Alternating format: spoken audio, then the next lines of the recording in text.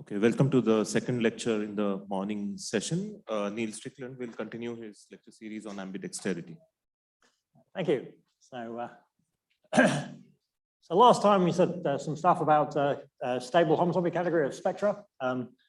Today I'm just going to start with a little bit about the category of equivariant spectra, where we've got a finite group or a finite groupoid acting. So the finite group G, and remember curly S was this category of orthogonal spectra or the corresponding infinity category. And then SG is going to be just functors from our groupoid to spectra. So if, you could call those spectral representations of G. And so remember, for any vector space V or finite dimensional real vector space with an inner product, we had a sphere S to the V and also a negative sphere S to the minus V. Those were spectra.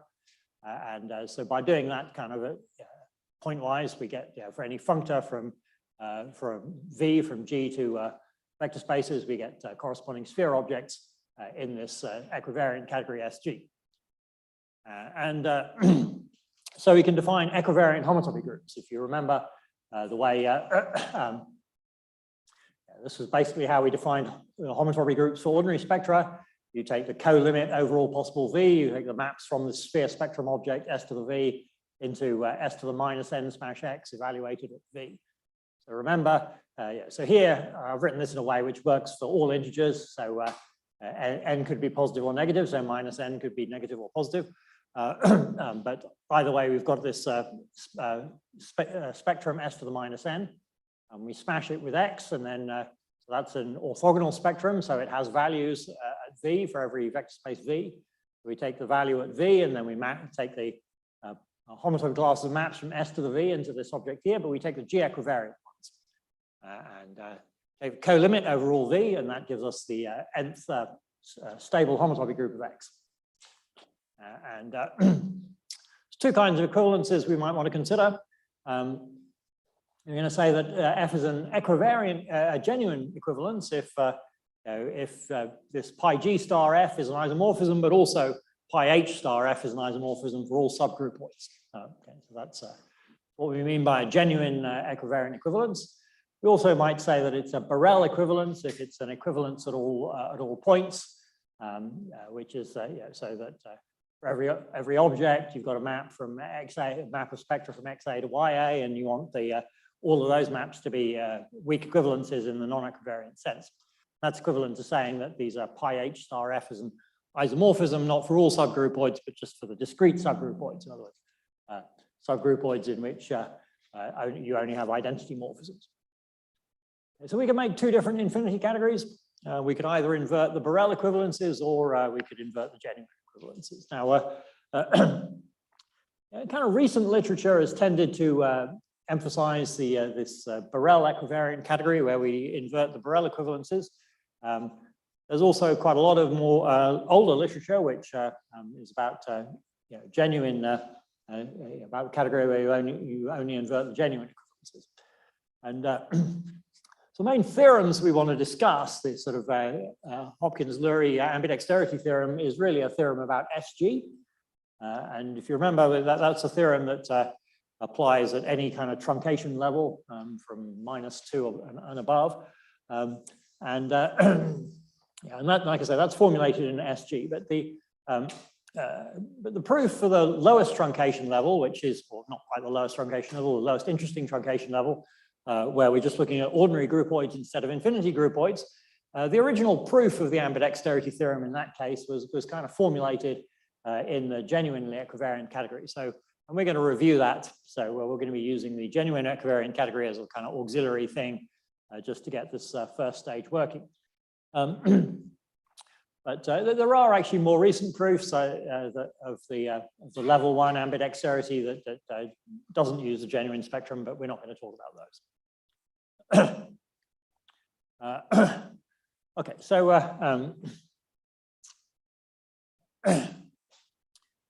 anyway, so let's review what we're doing about sort of ambidexterity. So yeah, we want to, for ambidexterity, we want a sort of functor from the left adjoint to the right adjoint. So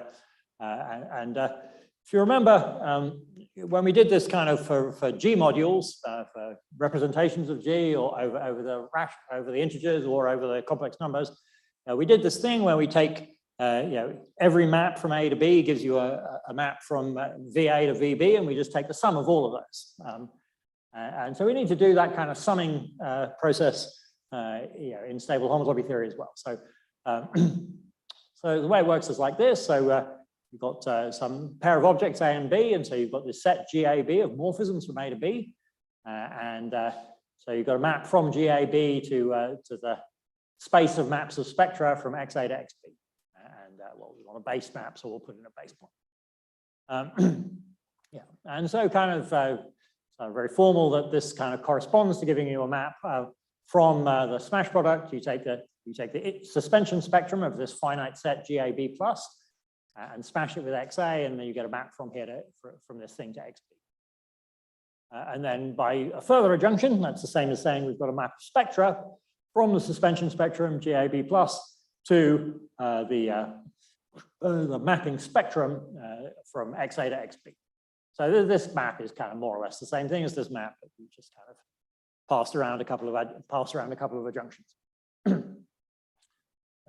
And then remember we had this discussion about transfer maps. So any map of finite sets kind of gives you a map in the same direction of the suspension spectra, but it also gives you a kind of adjoint map in the opposite direction, which we call the transfer. So it's this projection P from GAB to the point gives us a transfer map in the homotopy category from S0 to sigma infinity plus GAB.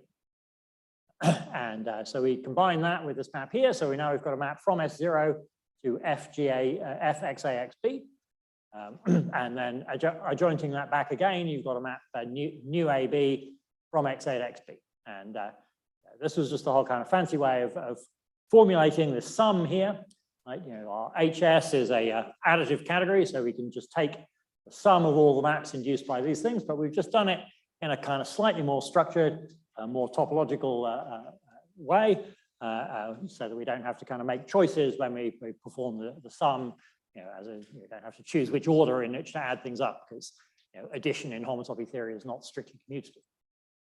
So we've done this thing here. This is kind of nicely compatible in an obvious way with sort of composition with any other morphisms in groupoid G, and so it induces a map from the co-limit to the limit, similar to what we had in the kind of additive context. So we've got a map nu from C lower shriek X to C lower star X in the homotopy category, and that's going to be an isomorphism if G is empty or contractible. Yeah, I mean that was just because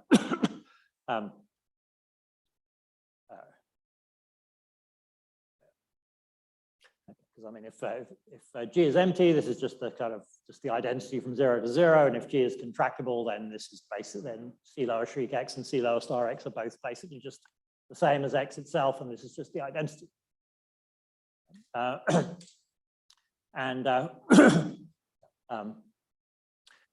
And then recall, so if you've got some arbitrary functor Q from G to H, we do the usual sort of thing. You have the comma categories Q down to B, and this kind of C lower shriek and C lower star for those. That'll be an isomorphism provided the comma categories are empty or contractible. And as we mentioned last time, comma categories are empty or contractible if and only if Q is faithful. So what we get is that if Q is a faithful functor, then you have this ambidexterity isomorphism from Q lower shriek X to Q lower star X in the homotopy category. And this thing is essentially what's traditionally called the Wirth-Muller isomorphism in equivariant stable homotopy theory. So yeah, I mean, in more traditional notation, this is kind of saying that if you've got an inclusion of sub-finite groups, then you've got H plus smash over G plus X maps isomorphically to the function spectrum from F.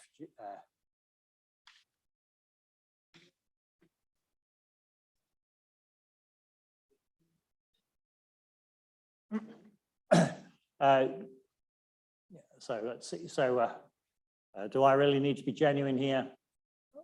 I don't think I need to be genuine for this. I mean, so certainly it's normally formulated in the genuine category. So I think, yeah, I mean, many things, you know, the Borel thing is obtained by, you know, starting with the equivariant thing and then inverting some more stuff, right? So many things in the Borel category you can just deduce from the corresponding things in the genuine.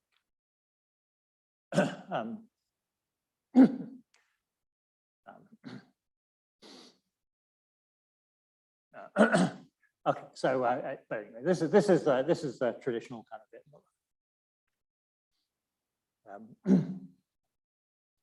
Okay, so let's leave that aside for a minute, and then we'll go back to talking. Yeah, we need to. So we're supposed to be combining this story about stable homotopy theory with the story about chromatic homotopy, which involves MU theory or MP theory and Morava E theory. So we're going to have a quick review of that, although various other speakers have said some stuff about this already. Firstly, I'm going to let me just kind of give a definition of complex cobordism. I'm going to do the kind of periodic version.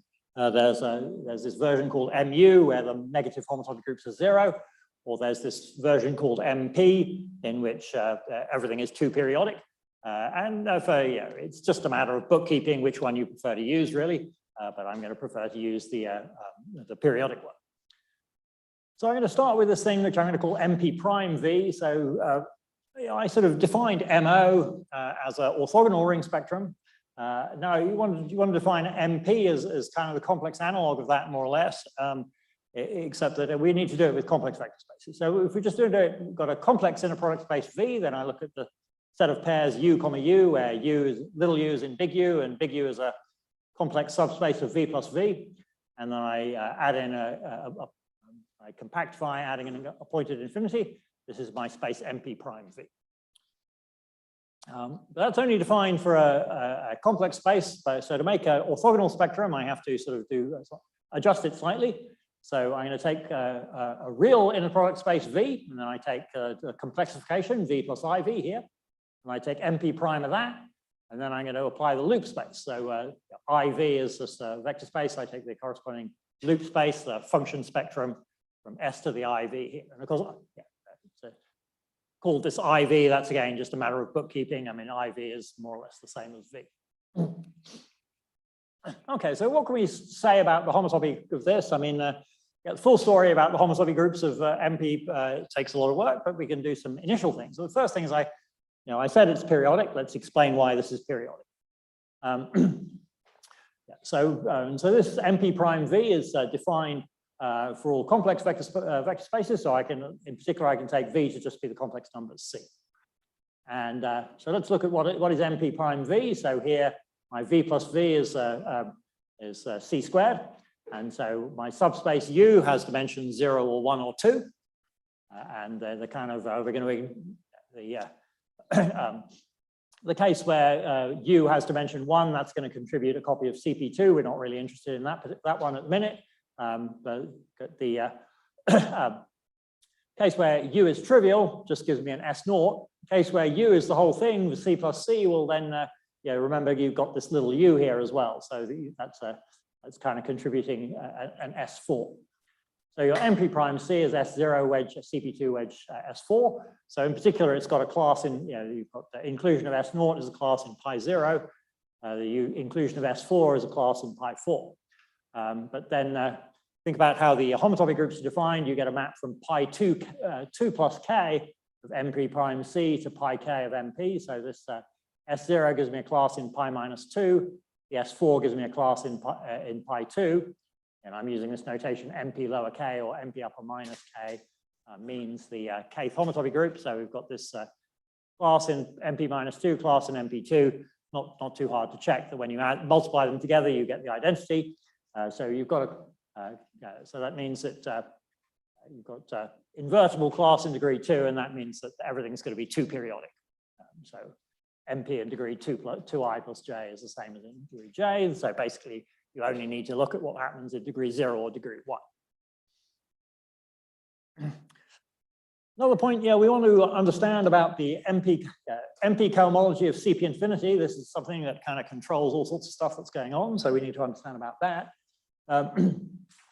So just kind of directly from the definitions, I won't write the details here, but very directly and geometrically from the definitions, you get a map from the V suspension of the projective space.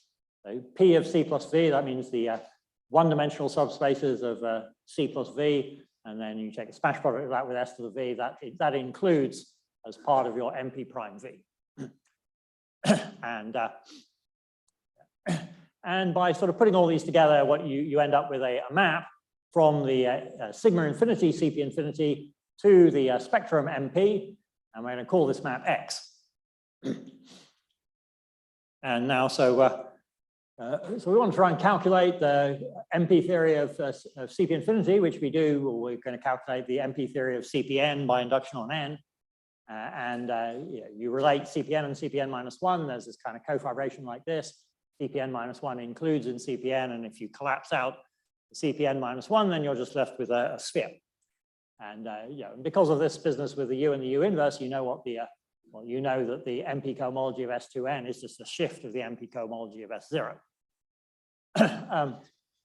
And so using this and induction, we find that the MP cohomology of CP infinity is formal power series in one variable over the MP cohomology of a point. And we can do that actually. We don't need to know anything about what MP cohomology of a point is. We just we can still get this conclusion. And similarly, so yeah, then there's a Kunath type argument says that you could do the same thing for CP infinity cross CP infinity, and now you've kind of got the left copy of X and the right copy of X that we might call Y and Z. Now, what is CP infinity? I mean, you take a infinite dimensional complex projective complex vector space, and then you take the one-dimensional subspaces. One-dimensional subspaces, that's just the same as taking non-zero vectors and quotient by the action of the non-zero multiplication by non-zero constants. But it's kind of convenient to take as our infinite dimensional space, we can just take the polynomial ring CT. So yeah, so our CP infinity, we take non-zero polynomials modulo the action of multiplication by non-zero complex numbers. And the good thing about this model is that you can multiply polynomials, and that induces a commutative monoid structure on CP infinity. It's not a group, there's no inverses, but it is actually kind of a group up to homotopy in an appropriate sense. There's a kind of inversion map which you try and write down write down the diagram which says that the inversion map is an inversion map. It doesn't actually commute, but it does commute up to homotopy. So it might as well be a group. Okay, so we've got this multiplication map from CP infinity cross CP infinity to CP infinity, and we can pull back this class X along that. And that's going to be an element of this ring here. So we can just expand it out, right? So with this pullback X along multiplication, it's going to be some formal power series here, sum of Aij y to the I z to the j, which I'm going to call FMPYZ. So we've got these coefficients here, these Aij's, they're going to be elements in pi 0 of MP. Notice I've kind of, because I've done the periodic version, I'm able to arrange my conventions so that this class X is in degree 0, and because of that, the Aij's will all be in degree 0. Okay, so then this multiplication map, like I say, it's making CP infinity into a commutative monoid. And so that obviously has kind of implications for what's going to be the structure of this power series FMP. Right? The fact that you've got an identity element for this monoid is going to tell you that FMP X0 is, that says 0 here, that should say X there. And then the fact that it's commutative says FMP XY is FMP YX. Just write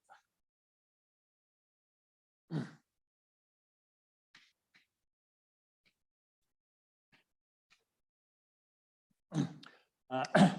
And then the fact that it's associative tells you that FMP X, FMP YZ is FMP XY Z. And these were the axioms for what's called a formal group law over a ring. A commutative ring is a formal power series in two variables that has these properties. Okay, so here's the key theorem of Quillen about the structure of the homotopy of MP, or he wrote it for MU, but it kind basically the same. Okay. Firstly, pi1 of MP is just 0. And pi0 of MP, so it could be written as a polynomial ring, infinitely many variables, A1, A2, etc. And what are these variables? They could all be written. I mean, here's the first few. I mean, so we've had all these AIJs, elements in pi0 MP. A1 is just A11, A2 is A12, A3 is A22 minus A13, A4 is A15, A5 is A16 plus A25, yeah. And it carries on like this. Your AN is always some integer linear combination of the AIJs with I plus j being equal to n plus 1. And it's not actually too hard to specify what those coefficients should be. And then the other half of this story, I mean, I kind of written it as these are sort of two separate statements, but basically you kind of prove them together. You've got any formal group law F over any other ring R. There's a unique ring homomorphism from this ring pi0 MP to R, which carries this FMP here to F. In other words, FMP is a kind of universal formal group law. It can be carried to any other formal group law by a ring homomorphism. And actually, kind of the way it's really proved, I mean, there is a certain ring L that has this universal, certain ring L and a certain formal group law that has this universal property. It's called the Lazare ring. And so you've got this formal group law over MP, and that gives you a map from the Lazare ring to pi0 MP, and then you prove that that's an isomorphism. That's kind of the way the proof is structured, but you can summarize it this way. Okay, so we've got an intimate connection between complex cobordism and formal group laws because of this. Okay, so now let's some reminders about Morava K theory and Morava E theory. So again, everywhere basically we're going to fix a prime P and some integer n bigger than 0. And so we're going to define this power series L of x. So you take the sum of the power x to the p to the nk divided by p to the k. And so obviously this has got rational coefficients because we're dividing by p to the k. And then we're going to take this fxy, we take lx plus ly and then apply the compositional inverse of L. Right? If you've got a power series which is just x plus higher terms, then you can invert it under composition like this. So we've got this L inverse and we apply L inverse to lx plus ly, and that gives me power series fxy, which is over the rationals, that's rational coefficients apparently. And it, just from the basic structure of this, it's very easy to check that this is going to give you a formal group law. But in fact, the coefficients aren't rationals, they're integers. That's far from being obvious, but there's one can prove it by sort of kind of working out some congruences between binomial coefficients, that sort of thing. So it's actually a formal group law over Z, and so we can reduce it mod P, and we get a formal group law over Z mod P, or I'm going to write FP, the field of order P. And we've got this FK here, and I'm going to call it FK because it's associated with Morava K theory. And yeah, so by the Lazare class, the theorem that we had on the previous slide, any formal group comes from MP0 by a ring homomorphism. So we've got a unique ring homomorphism, which I'm going to call phi k, from MP0 to FP, which carries the universal formal group law FMP to this FK. And here's just some notation. So when we're dealing with formal groups, formal group laws, we tend to write x plus fy instead of fxy. That's just notation. And similarly, square bracket nf just means you take, oh, and again, there I wrote an ordinary sum. It's not supposed to be an ordinary sum. It's supposed to be a formal sum.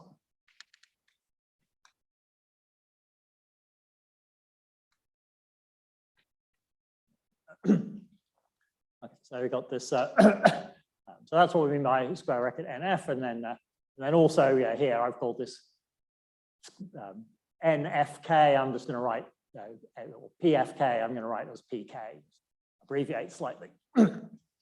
Okay, and so what do you get? So and then it's kind of the key point about this particular formal group law that we've come up with here, that this P series, this is called the P series, and it has a very simple form. In the case of this particular formal group law, you just get x to the P to the n. Or more generally, the p to the k series is x to the p to the n. And this means that this formal group law has height n.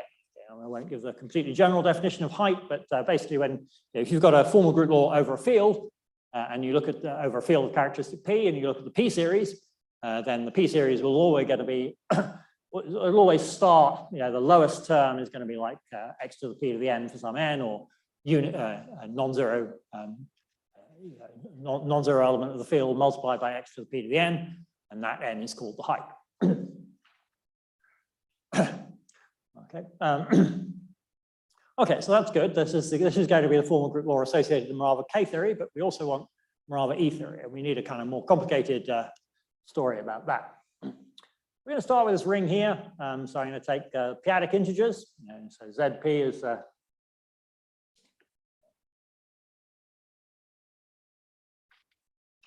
this is the inverse limit over n of the finite ring Z mod P to the n, or the completion of the integers with respect to the p-adic metric, if you like.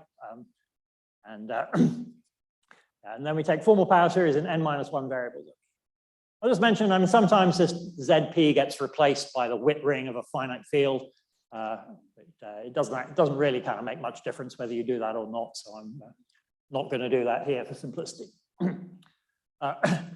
Yeah, and so we've got this U0 to UN-1, and it's also conventional to define U0 to be P, the prime that's inside here, and UN to be 1. And so we're going to define a formal group law over this. It's going to be along these lines here. We're going to define the this kind of L series, and we need some kind of rather slightly intricate combinatorics to do that. So, so everything's defined in terms of lists like this I. So I is supposed to be a list I1 up to IR, where each of these entries is some number in the range 1 up to n. And so mod I with single bars is R, that's just the length of the sequence. And this kind of norm of I with double bars, that's the sum of the terms in the sequence. And then we're going to define these numbers. Pi ti is a product over s less than t of p to the it, or in other words, p to the sum of the is's. Oh, yeah, that should be p to the is there. But, write that one down.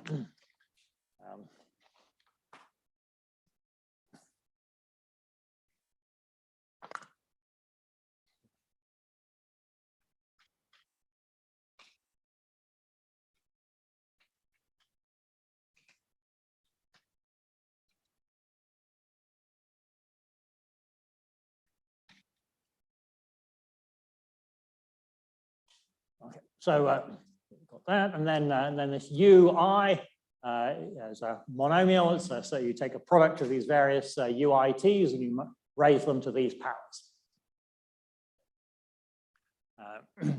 And then you just take a sum of terms. You take for each sequence like this, you take this ui here, which is a monomial in your generators u1 up to un-1, except IT is allowed to be equal to n, so sometimes you're going to have this un equals 1 coming in. But, yeah, and then you multiplied by x to the p to this norm I here, and then divided by p to the r. So this is some power series over the rationalization of E0. So these ui's, they lie in E0, but I'm dividing by p to the length of I, so it becomes rational. And then we define FE to be the same sort of thing. We do LEX plus LEY and apply LE inverse. Yeah, by a kind of more complicated version of the argument that we had for integrality here, you can actually check that this series here is integral. It's a so-called functional equation lemma, which allows us to deduce this. So we get a formal group law, which I'm going to call Fe over this ring here, E0. And so, I kind of defined it in this kind of rather complicated and apparently ad hoc way. That the kind of key point about it is that it's a universal deformation of formal group law for Fk. So I'm not going to be particularly precise about this, but roughly the story is like this. So if I've got some formal group law F prime over some other ring R prime, And suppose that f prime's the same as fk modulo an ideal that's nilpotent. Then f prime arises from fe in a suitable sense. That's the sense in which it's a universal deformation. And then we had the theorem of Quillen, which says that MP0 is a Lazare ring. Any formal group law over any ring comes from a unique homomorphism into the ring from MP0. So we've got this classifying map phi E from pi 0 MP to this ring E0 that carries the universal formal group law FMP to FE. Okay, so now I'm going to consider this functor here. So got any spectrum X, you take MP0 of X, and you tensor it over MP0 with this ring E0 here. And we need two things. Well, firstly, we need the Landweber exact functor theorem. So here I'm using this phi to make E0 into a module over MP0, and it's not a flat module. Certainly not a flat module. And so because of that, forming this tensor product is not an exact functor on general modules over MP0. It's kind of key point about generalized homology theories. If I have a cofibration x to y to z, and I look at MP0x to MP0y to MP0z, that'll be an exact sequence. But apparently, if I tensor with E0, then it might not remain an exact sequence. But in fact, it does, because these modules MP0x over MP0, those are not they're not arbitrary modules. They're kind of co-modules for the algebraic MP0 MP, which basically means that it basically means that they have some kind of compatibility with isomorphisms between formal group laws. Got two isomorphic formal group laws, and then you kind of look at what MP0 gives you, MP0x gives you for those two formal group laws, although they're kind of isomorphic in a coherent way. That's roughly what it means for this to be a co-module. And there's a Landweber exact functor theorem which says that this E0 is kind of flat in the appropriate sense for co-modules. And so this functor is a generalized homology theory. It converts cofibrations to exact sequences. And then there's the Brown representability theorem that says that any homology theory on spectra arises as pi 0 of E smash x for some spectrum E. So this means that we've got a spectrum E with a property that pi 0 E smash x is isomorphic to this tensor product, and we use the standard notation E0x means just this pi 0 here. Okay, so this is what we call Morava E theory. And then there's also another ring spectrum called Morava K theory, which I'll call K. That needs to be, so this kind of corresponding flatness thing doesn't work for Morava K theory, so we can't do this obvious analog of this thing here. I have to construct K in a different way that I'm not going to talk about. But the kind of key point is that if you look at some spectrum X and you look at the E0 cohomology, and suppose that this sequence, this U0 up to UN minus 1, suppose that's regular. So multiplication by EI is injective on the quotient of E0x by the previous U's. Okay? In that context, then the Morava K cohomology is just going to be the quotient. The sequence is not regular, then you have to say more complicated things.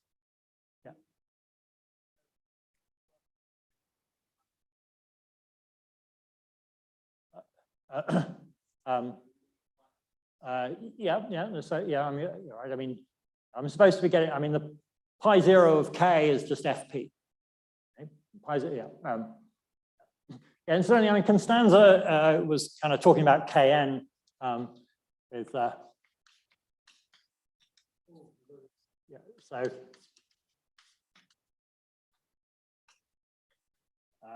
And my K star, I'm doing the two periodic version. So this is FP U inverse, where Vn is basically U to the P to the N minus 1. And so this is two periodic. This is twice P to the N minus 2 periodic.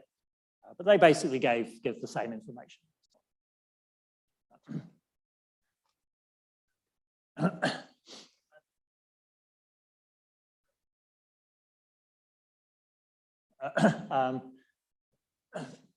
Yeah, so well, I didn't actually, I can't repeat it because I didn't say it the first time.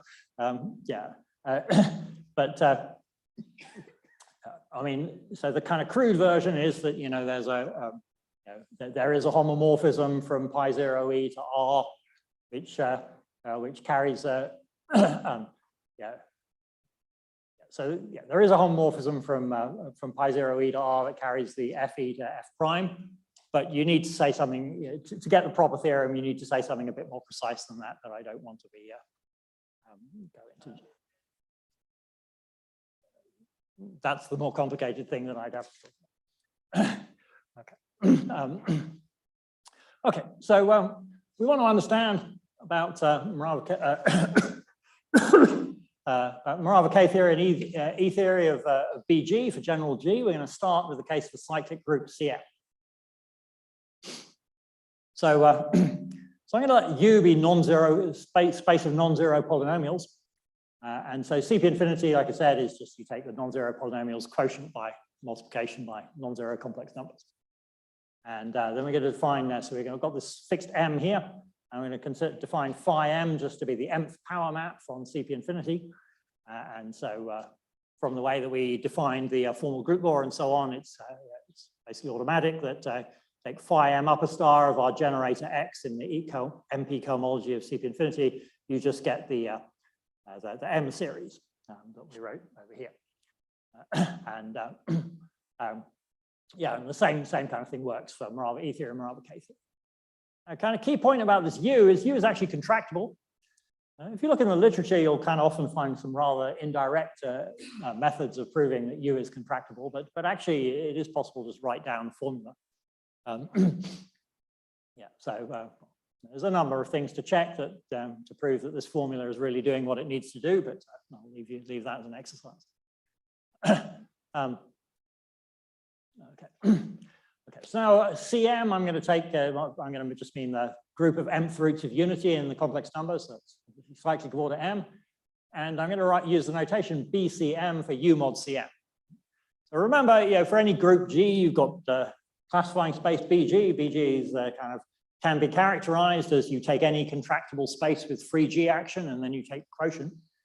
And so here, this U is contractible, and CM is acting on it freely by multiplication. So this U mod CM, that is a kind of model for what's called BCM.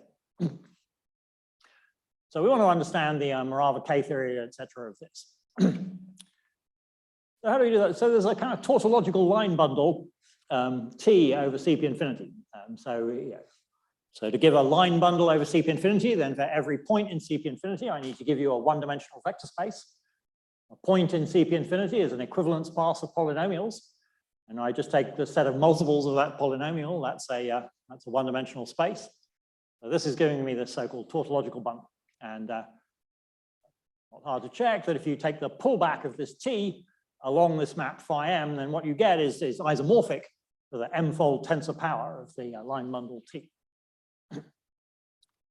And so it's kind of not very hard to deduce from that this BCM, it can be identified with, if you've got this line bundle T to the tensor M, it's got a total space of here, and then you can take it, so it's a total space, and then you remove a point in there as a point in the base together with a vector in the corresponding line, and you just remove the zero section, you get this thing here, and then it's pretty straightforward to check that this thing is just the same thing as this U mod CM, homomorphic to the U mod CM that we had down.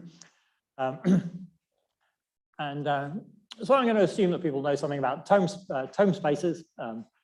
So from this description here, you find that the cofiber of the so you've got this BCM where you've taken the quotient by multiplication by CM, and then you can just take a further quotient to get down to CP infinity. So we get a map from BCM down to CP infinity.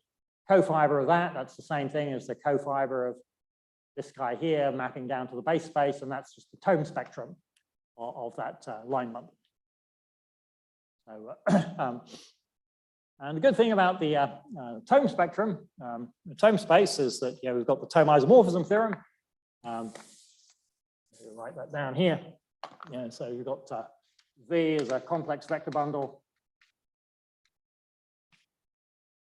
Let's over X, then and then X to the V is the tome V.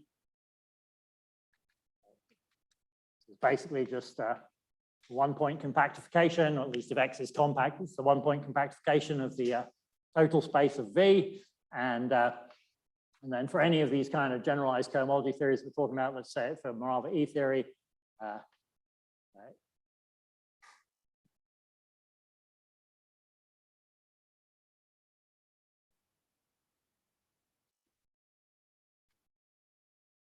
So we've got this element called the tome class in the E cohomology here, and the E cohomology of the whole tome space is just a free module of rank 1 over the E cohomology of the base generated by this tome class.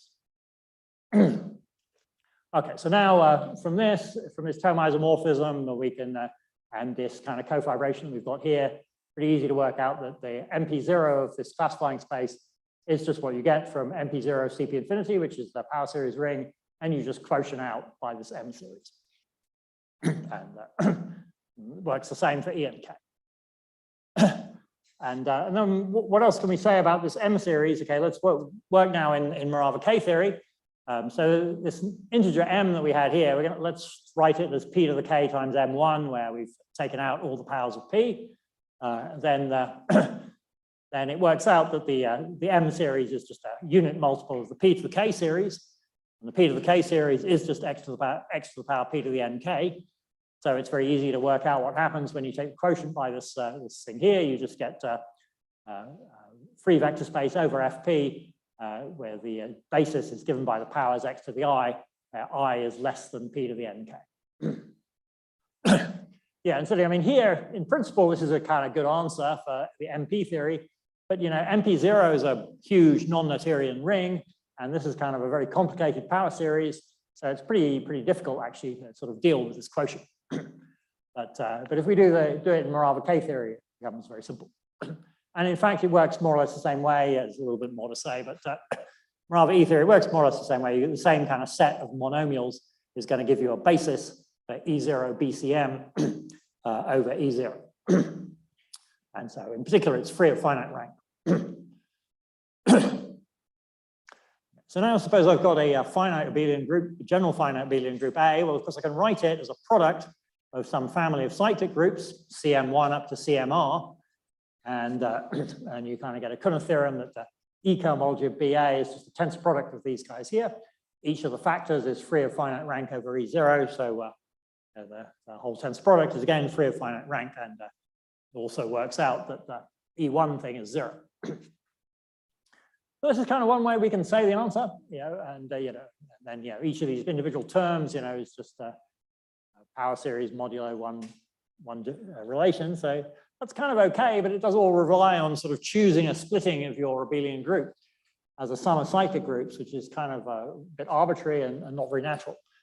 There is a kind of different language in which we can state these results. We can take this E0 CP infinity and we can. You might say, well, let's do algebraic geometry. Let's look at spec of it. Turns out looking at the normal spec is not a very good thing to do, because this is like a formal power series ring. Everything is very complete.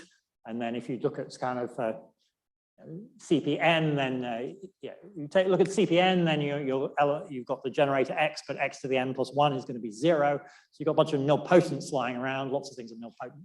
So you don't want to use sort of traditional algebraic geometry. You want to use a sort of slightly modified version of algebraic geometry, which is kind of good for dealing with complete rings and rings with many nilpotents. So, there's this theory of formal schemes as opposed to theory of schemes, but it's kind of morally quite similar to normal algebraic geometry.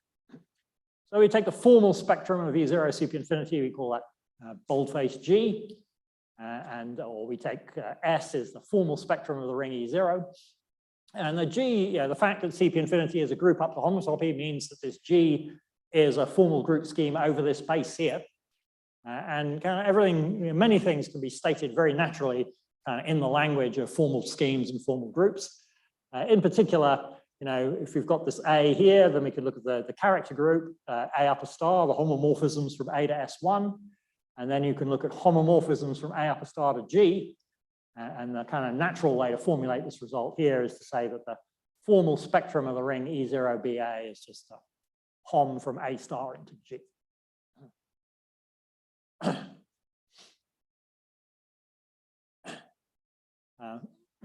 Okay, so now one thing we need is a kind of finite generation result.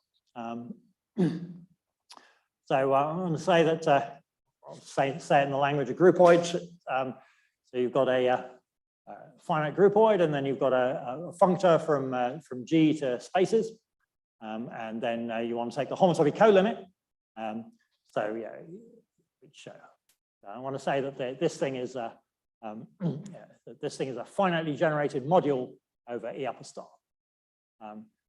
So we can reduce the case for group, and in the case for group, what is this C lower shriek? It's just a Borel construction. You take space X with an action of G. You take EG cross X, where EG is a contractible space with free G action, and you take the quotient. That's what's called X lower HG. So in particular, I mean, if X is just a point, this is BG, or if X is G mod H, then Borel construction on G mod H gives you BH. So yeah, so in particular, part of what we're claiming here is that the E-cohomology of BG is a free module over the E-cohomology of a point, or not a free module, a finitely generated module. It's very often free, but not always.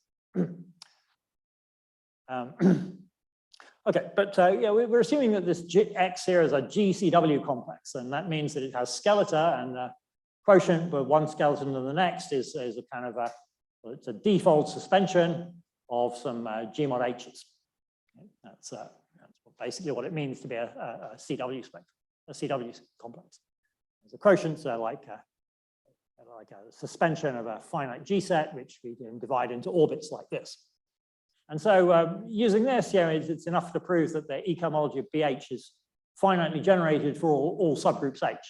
But actually also, you can be slightly more precise than that. I mean, if particular X, you want to prove that this E-cohomology of XHG is finitely generated. We don't need to consider all possible H's, but only those H's that appear when, you know, in this kind of thing when we're building up X. And those are precisely the isotropy groups of points in X. Okay, so to prove that, that the E-cohomology of this Borel construction is finitely generated, it's enough to prove that the E-cohomology of BH is finitely generated for every H that appears as the stabilizer group of some point in X.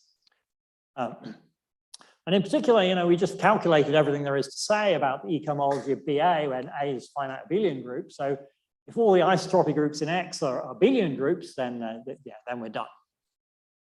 So how can we kind of connect the general case to abelian groups? There's this trick, which I believe is due to Quillen, and there's kind of some variants of it, I think, have appeared in stuff Natalia said. But one thing we can do is we can look at the space of flags. So take M is going to be the order of our group G, and then we look at the group ring CG, and then we look at flags like this. So by a flag, I mean a sequence of subspaces, W0, W1 up to WM. So WI is going to necessarily have dimension I. So we look at the set of all flags. That's a compact manifold in a natural way. And so this, and it has a bit more tricky to prove that it has a GCW structure, but actually that's true anyway. Okay, so this is a GCW complex, and it has abelian isotrope. Why is that? I mean, you know, suppose if you've got a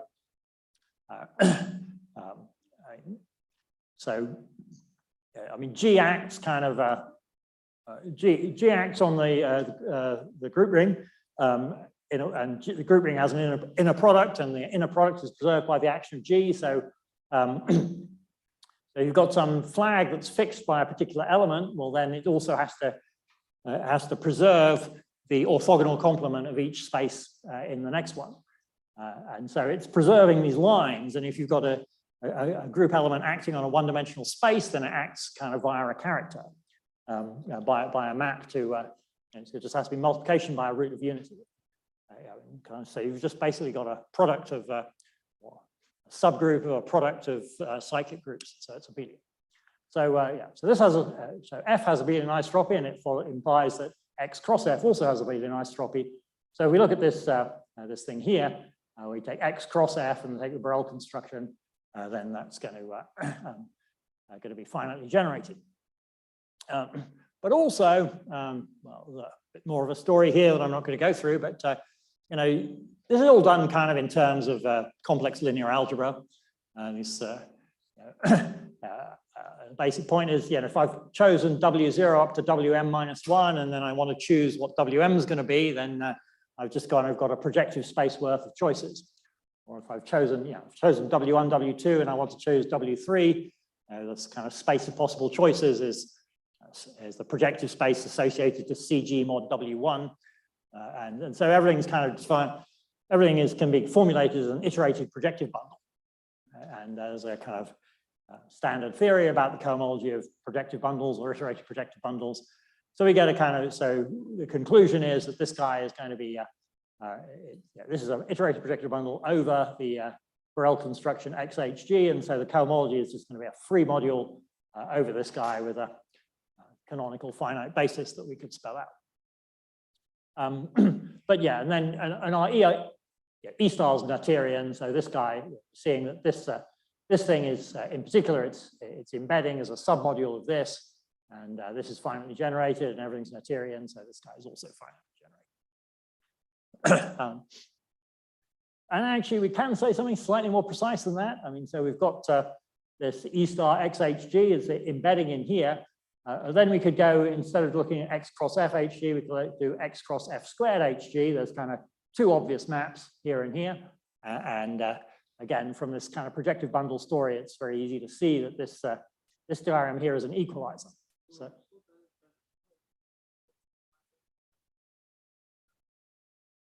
no. Yeah, I mean, yeah, I mean, here you've got the, because look at the kind of top thing. You suppose you've chosen, I mean,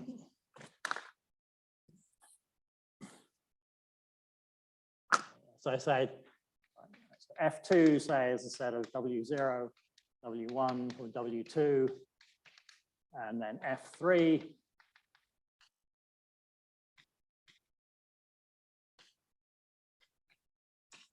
And so you've got projection from F3 to F2 and then you've got this kind of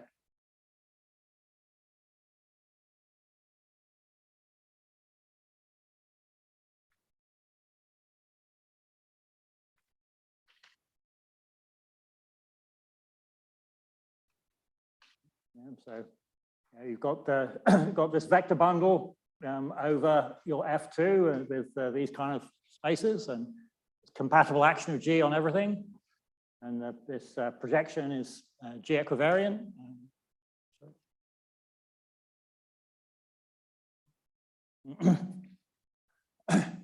Yeah. So there I said this for Morava E theory. It kind of works sort of the same way for Morava K theory. Conclusion is that this Ki of BG is always going to be a finite dimensional vector space over FP.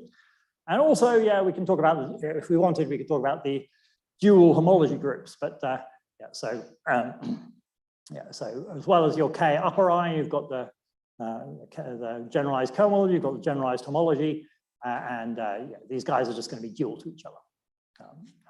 Both finite dimensional vector spaces dual to each other. There's kind of nothing complicated going on there, and also as this kind of side effect of the same line of calculation, we can prove that. Yeah, so you got, yeah, so like I say, this K upper 0 BG, it's a finite dimensional algebra over FP.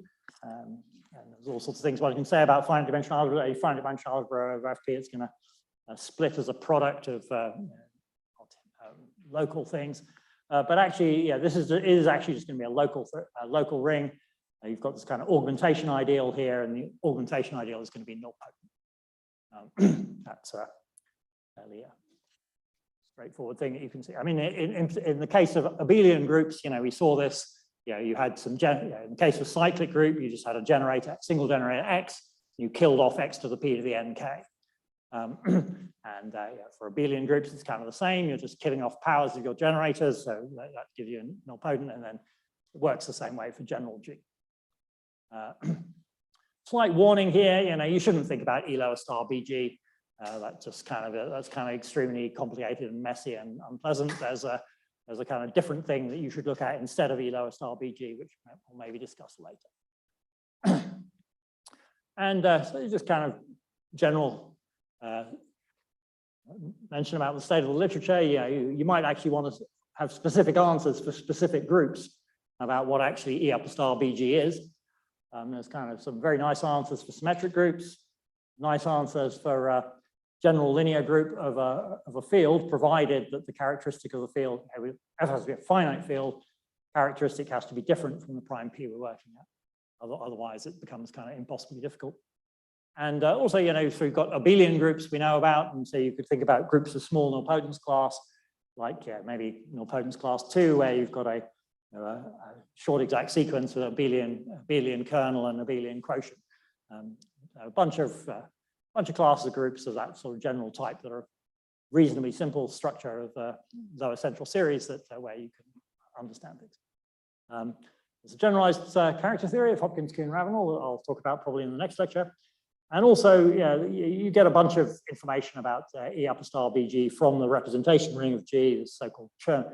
There's this thing that you could call the Chern approximation, which is like an approximation to E upper star BG that you build using everything that you know about the representation ring, and so, a story about that comparison.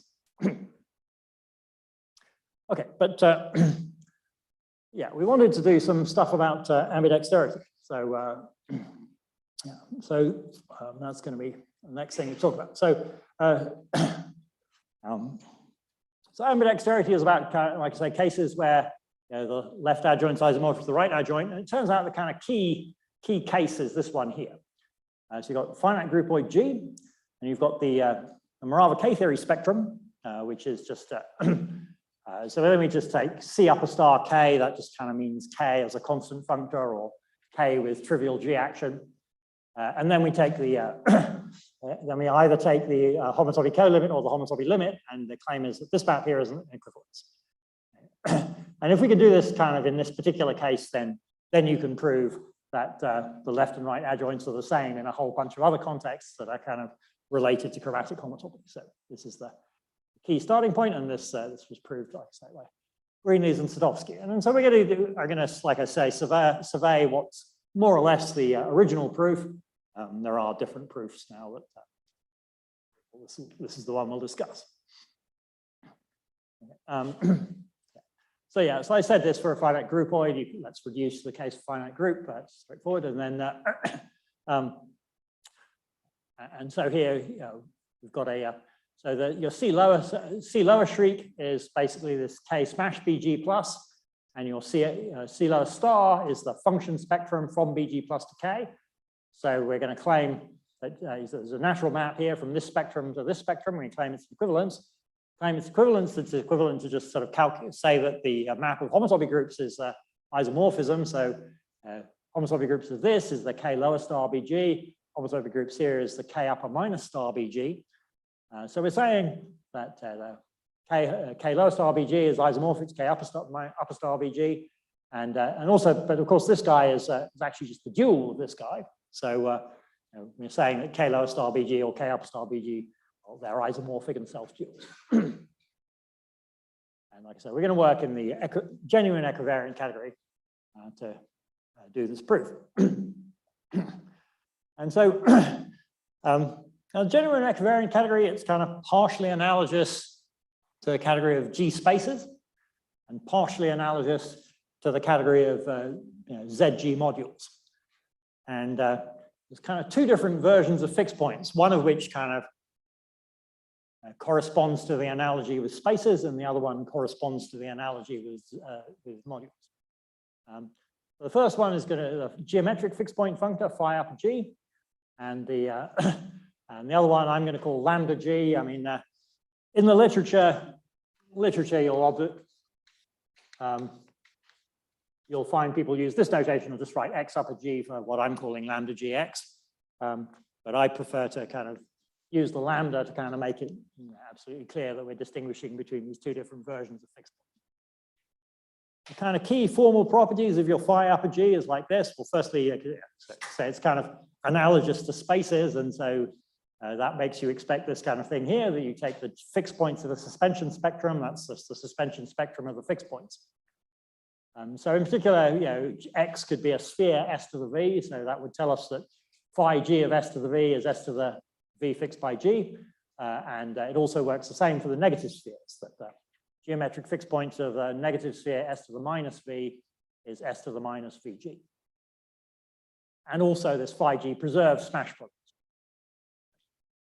So these are kind of convenient properties that let you calculate a bunch of things. Whereas the lambda G, well, one kind of key point about it is it's sort of the thing that determines the G equivariant homotopy groups. Remember, we had a kind of had a separate definition of the G equivariant homotopy groups, pi G star X, and those are just the ordinary homotopy groups of the Lewis-May fixed points. So that's one reason why the lambda G functor is a natural one to consider. And then it also has this kind of adjunction property that if you take a non-equivariant spectrum and then you inflate it, you make it equivariant by applying C upper star and then take the maps from that into Y. That's the same as taking the maps from X into the Lewis-May fixed points. Another kind of key point is that if Y is free, in the sense that I'll explain in a minute, if Y is free, then the Lewis-May fixed points is the same thing as the homotopy fixed points, which is the same thing as the homotopy orbits, right? So you're supposed to think of it like this, right? If you have got a free module over the group ring ZG, then I claim, I think we discussed this in the first of these lectures, that the co-invariance is the same as the invariance. And so M is a direct sum of copies of ZG, so M might as well just be ZG. And then the co-invariance and the invariance in that case are both just equal to Z. And it's kind of easy to see that there's a naturalized morphism between. So what do we mean by Y being free? Well, so let me just, well, we can say that in terms of this EG. So remember, what's the definition of EG? It's kind of the essentially unique example of a contractible space with free G action. And then we'll also consider E tilde G. So that's the cofiber of the kind of collapse map from where we send EG to the non-base point and the base point to the base point. So, well, this can also be described as the unreduced suspension of the space EG. And so we're going to say that X is free. Well, one way we can say it is, you look at the localizing subcategory generated by G, G plus, or I've written G plus, so we really mean kind of the suspension spectrum sigma infinity G plus. That's an object in our category, and then you take the localizing subcategory that it generates, and you say that X is free if it lies in that. It's equivalent to saying that the kind of natural map from EG plus / X to X is an isomorphism, or equivalent to saying that E tilde G smashed with X is 0. And in those cases, okay. So then this K, right? K we're just sort of treating as having fixed action, but if we smash it with EG plus, then this is free. So if we take the Lewis-May fixed points of the EG plus / this, then you get the Borel construction by what we set up here. And then that Borel construction, because G is not acting on K, this just comes out. This is just K smashed with BG plus. So that's kind of this first guy here. And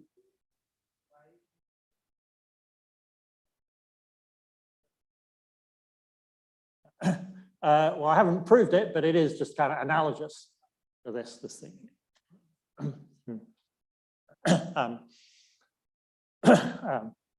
Yeah. And so again, this is something I won't go through details of, but I hope it's believable that this map here, we've got this map nu here, and there is a map nu tilde, which happens in the equivariant category.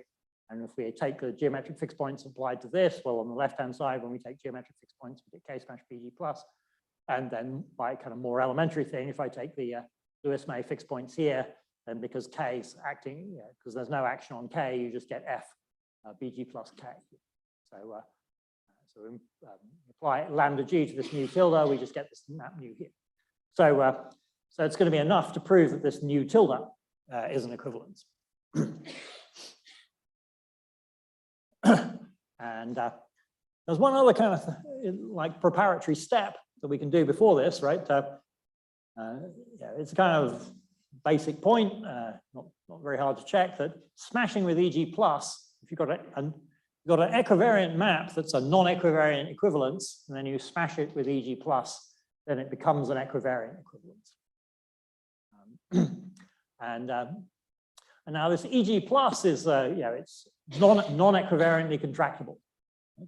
And so FEG plus K is non-equivariantly equivalent to K. And so this EG plus smash K that I've got here is the same as EG plus smash FEG plus K. And so I could replace this first factor here with EG plus smash FEG plus K, and then you've just got your EG plus going to S naught, and the cofiber of the EG plus to S naught is E tilde G. So we find that the cofiber of this N nu tilde here is like this. Yeah, I kind of wrote this in a confusing way. I mean, okay, so the cofiber of nu tilde is this guy here, and what we need to prove is that it's equal to 0. So this is what we need to prove, that this guy is going to be 0 in the equivariant category.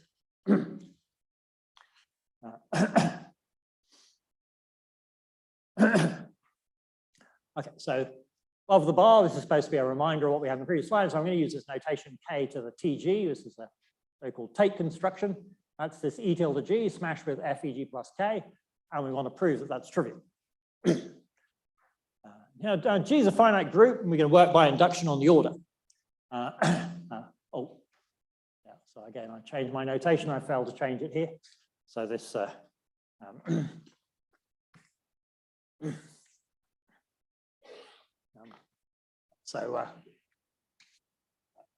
I'm saying here, take the restriction from G to H of K to the TG is K to the TH. Yeah, that's pretty straightforward from the definitions. And we're going to assume by induction on this order that K to the TH is trivial. So we find that the restriction from G to H of K to the TG is going to be trivial whenever H is a proper subgroup. Okay, so now suppose I take this K to the TG and I smash it with the orbit G mod H plus.